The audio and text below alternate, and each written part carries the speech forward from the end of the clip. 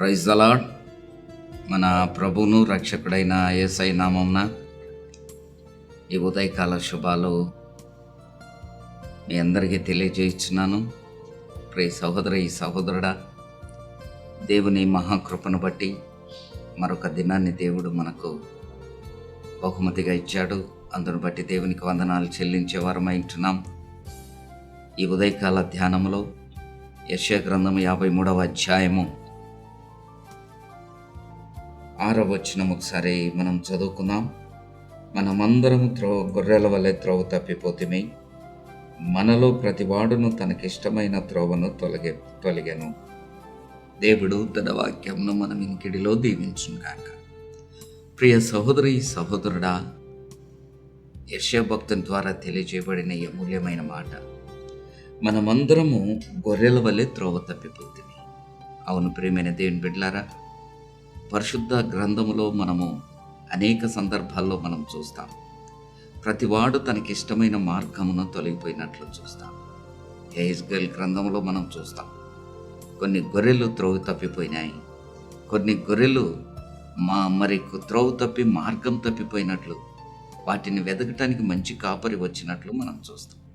కాపరత్వం గురించి హెజ్కేల్ గ్రంథంలో మనం చూస్తాం. కనుక ప్రియమైన దేవుని బిడ్డలారా, ప్రియ సహోదరుడా, మనమందరము గొర్రెల వలె త్రోవ తప్పిపోతిమి అన్న మాట మన జీవితంలో వాస్తవికతను తెలియజేస్తుంది. అవును ప్రియమైన దేవుని బిడ్డలారా, మనం త్రోవ తప్పిపోయాం, మార్గం తప్పిపోయిన మన జీవితాల్లో ఇక్కడ ఏమని తెలియజేస్తుందంటే, మనలో ప్రతివాడు తనకిష్టమైన త్రోవను తొలగెను. సత్య మార్గం నుండి తొలగిపోయాం, జీవ మార్గము నుండి తొలగిపోయాం. మనకిష్టమైన మార్గం ఏదైతే సుఖానుభవాన్ని ఇస్తుందో, ఏదైతే ఆహ్లాదకరాన్ని ఇస్తుందో, ఏ త్రోవలో ఆనందం ఉందని, ఐహిక ఈలోక ఆనందం ఉందని ఇష్టమైన మార్గాన్ని ఎంచుకొని ఆ మార్గంలో మనము పోతూ ఉన్నాం. సత్య మార్గం నుండి తొలగిపోయాం, జీవ మార్గం నుండి తొలగిపోయాం. ప్రియ దేవుని బిడ్డ, ప్రియ విశ్వాసి, అందుకనే యేసు ప్రభు వారు మార్గమై ఉన్నాడు. నేనే మార్గమునన్నాడు. ఆ మహోన్నతుడైన దేవుడు పరమునకు మార్గమై ఉంటున్నాడు, తండ్రి యొద్దకు మార్గమై ఉంటున్నాడు. ఆ మహోన్నతుడైన సత్యదేవుని యొక్క మార్గము నుండి మనం తొలగిపోయి మనకిష్టమైన మార్గం మనము ఎంచుకొని ఉన్నాం. కనుక ప్రియ దేవుని బిడ్డ, ప్రియ సహోదరుడా, ఒకని నడతలు వాని దృష్టికి అవి యథార్థంగా కనపడతాయంట, కానీ అవి చివరికి మరణమునకు తీసుకొని పోవునని సామెతల గ్రంథములో మనం చూస్తాం. కనుక ప్రియ దేవుని బిడ్డ, ప్రియ సహోదరుడా, ఎక్కడ నీవు మార్గం తొలగిపోయావో, ఎక్కడ నీవు సత్య మార్గం నుండి తొలగిపోయావో, నీకిష్టమైన మార్గంలో వెళ్తూ ఉన్నావేమో, జాగ్రత్త సుమ. తుదకది నాశనమునకు తీసుకొని పోతుంది, తుదకది నిత్య నరకాగ్నికి తీసుకొని పోతుంది. కనుక ఇకనైనా మార్గంలోకి రా, సత్య మార్గంలోకి రా, జీవ మార్గంలోకి రా. ఆ మహోన్నతుడైన దేవుడు నిన్ను మార్గంలో నడిపించడానికే ఆయన ఈ లోకానికి వచ్చాడు. కనుక ఈ మార్గమును కనుగొంటే నీవు జీవాన్ని కనుగొన్నట్లే, ఈ మార్గమును కనుగొంటే ప్రభు అయిన క్రీస్తును కనుగొనినట్లే.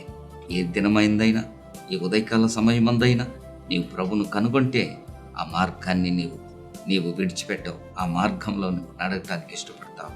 అట్టి కృప ప్రభు నీకు అనుగ్రహించుగాక. తలలోంచుండి ప్రార్థన చేసుకుందాం. పరిశుద్ధుడమైన తండ్రి, మహోన్నతుడమైన దేవ, మీ పరిశుద్ధకరమైన మహోన్నతమైన నామానికి కృతజ్ఞతాస్తుతులు చెల్లిస్తూ ఉన్నాం.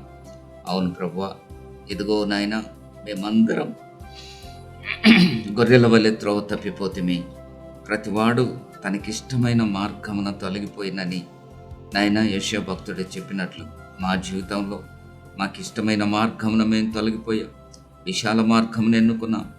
నాయన, మరలా మమ్మను జీవ మార్గములోకి నడిపించడానికి మార్గమైన క్రీస్తు నిన్ను ఎవరైతే అంగీకరిస్తారో, ఎవరైతే నీ మార్గంలో నడవటానికి ఇష్టపడుతున్నారో వారందరినీ బలపరచుమని కొద్ది విన్నపంపై క్రీస్తు పేరు నేను నామమును బట్టి అడిగి వేడుకొంచున్నాము తండ్రి. ఆమేన్. God bless you. ప్రభు నిన్ను దీవించుగాక.